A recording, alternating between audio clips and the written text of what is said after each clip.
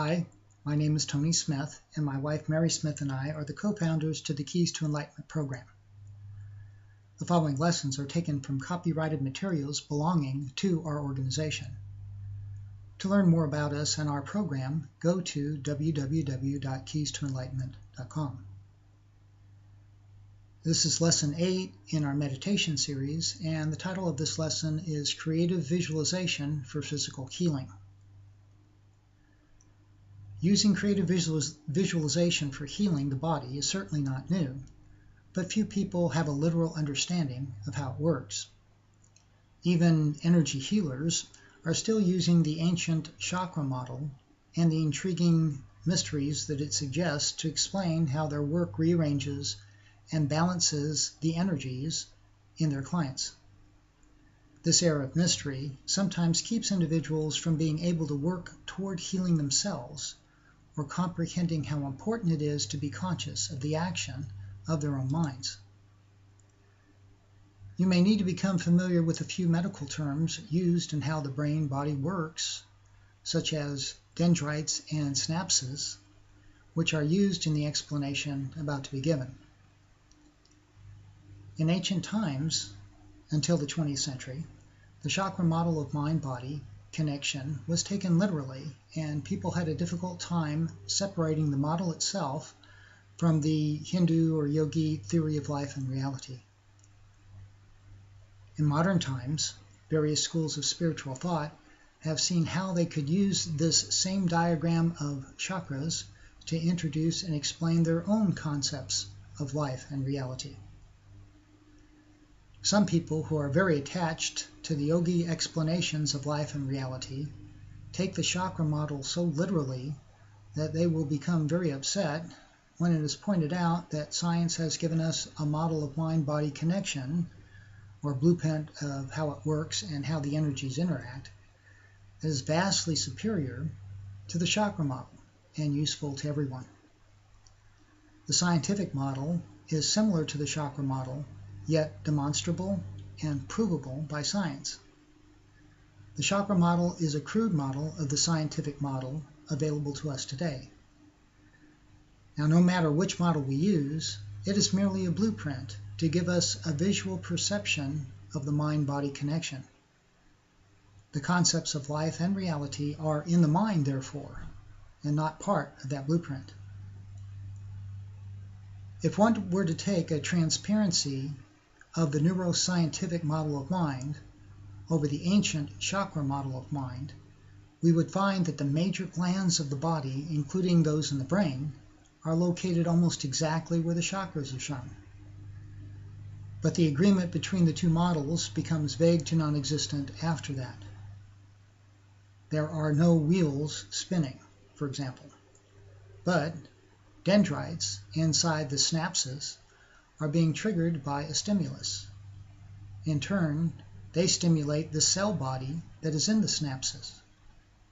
The dendrites, or sensors in the synapses, or long tendrils of energy, are stimulated by a charge of either ascending or descending electrical current, which causes the dendrites to automatically reach out from their own synapses and find other synapses to stimulate.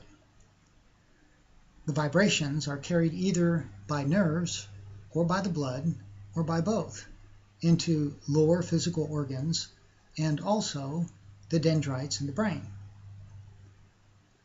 This in turn produces an urge to action, either within a cell or within a physical organ that the brain is conscious of, such as an urge to scratch an itch. On the other hand, the synapses in the brain, and the brain being a complex ganglion itself, with many smaller synapses in it, also has its own power to trigger that action of the synapses by repetition of mind action, or habitual thinking, or by intentional use of the will and choosing to focus the power of the mind to trigger a specific synapses, which contains cell bodies that we would identify as thought forms, or ideas, or beliefs, and memories.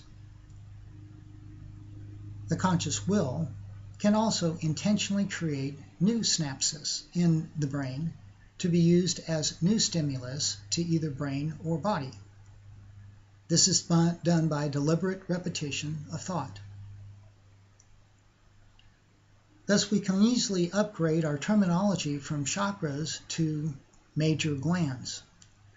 We can update our terminology by using the 21st century scientific model of the brain-body connection instead of the crude terminology and assumptions of 5,000 years ago that carry with them a whole philosophy that many find difficult to separate from the chakra model itself. With that change in our understanding, thus in our thinking patterns, we can, through our knowledge of neuroscience, study how the mind and glands work together. Just how it is that the mind has power to influence the action of the glands, and how the glands have power to impact the actions of the mind. We can upgrade our understanding by employing this new and more demonstrable and realistic terminology of energy flow and internal power that supports the latest scientific discoveries, which are actual descriptions of the process. So scientifically speaking, for personal use, thoughts that introduce positive expectations, faith or hope, into the conscious mind stimulate the pineal gland in the midbrain, just above the eyes and below the crown of the head. And we have called this the imaging center of mind. The stimulated pineal gland attracts a hormone called serotonin. Now, science does not know where this hormone originates. It just comes down from the upper region of the brain. This hormone, serotonin, is sent throughout the entire nervous system, both autonomic and central, to impact every synapse with a positive charge of energy. The result of that is constructive emotions, constructive desires, restorative agents for the cells, and the triggering of positive thoughts that are stored in the synapses of the brain. This is only temporary, as long as the positive thought lasts. A way to amplify and begin to sustain this effect in body and mind is to first use the focusing power of the mind, which is intentional concentration, to turn the electrical energy of the mind into itself and shine it as a laser beam of light onto the pineal gland. By the sustaining of that focus, the pineal gland will begin to vibrate and act as a tuning fork to do two things. First, it will produce a harmonious interaction among active energies in the entire brain and body. Number two, it will act as a magnetic attraction to the serotonin. This results in a conscious experience of well-being and joy that has nothing to do with anything at all except just the experience of self focused on this region of the brain. Of course, all this energy of which we speak is divine intelligence, the power that connects our individual minds to the source of that power. We are merely looking at how it operates and can be consciously used by the individual who's residing inside the physical form.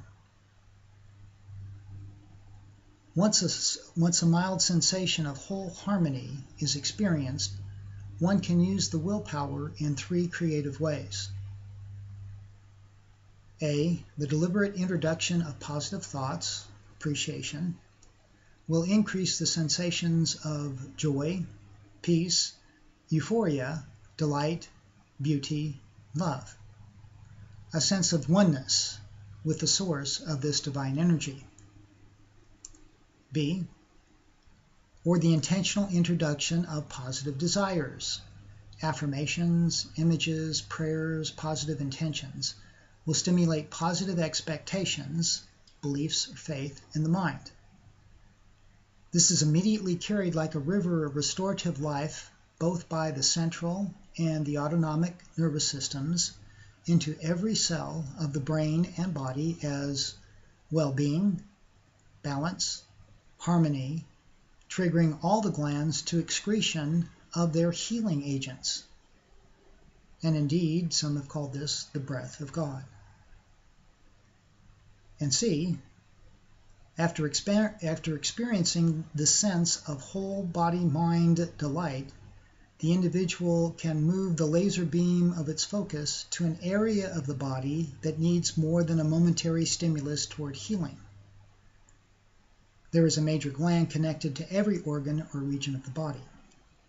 The cells of that organ will be impacted by the healing agents, and the gland nearby will be reminded by the dendrite action of mind signals to body to regenerate that organ according to the organ's highest potential and to maintain it.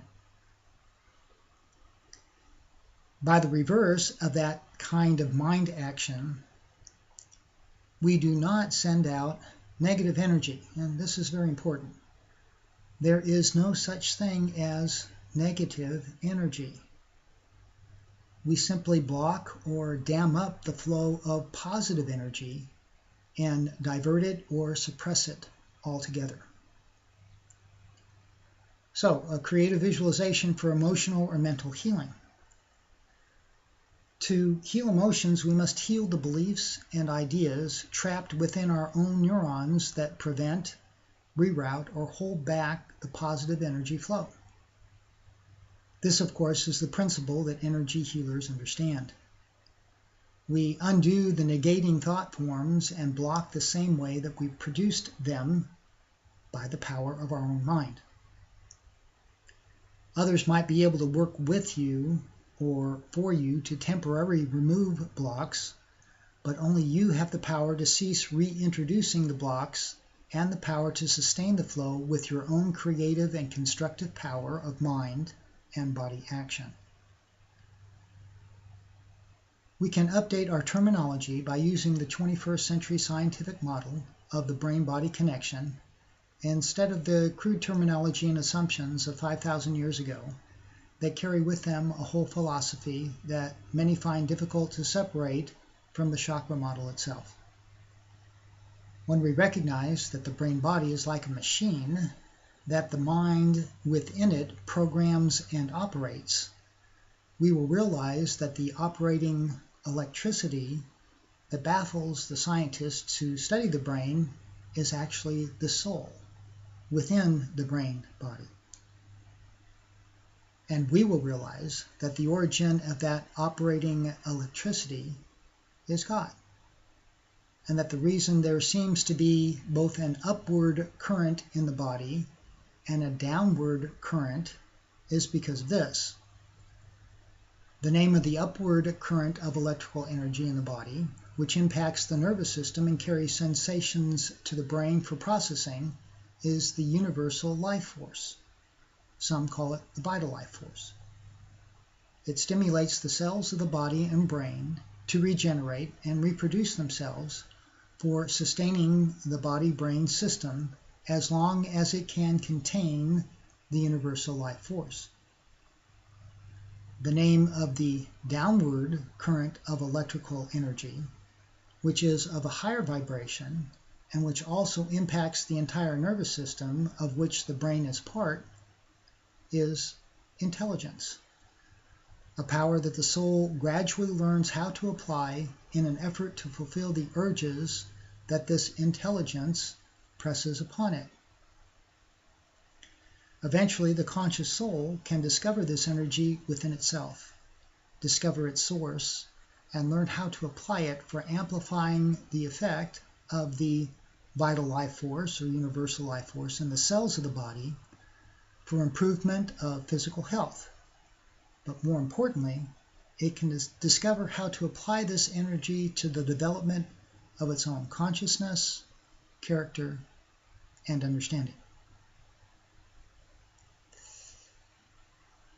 We provide all this to you in divine love, and we thank you.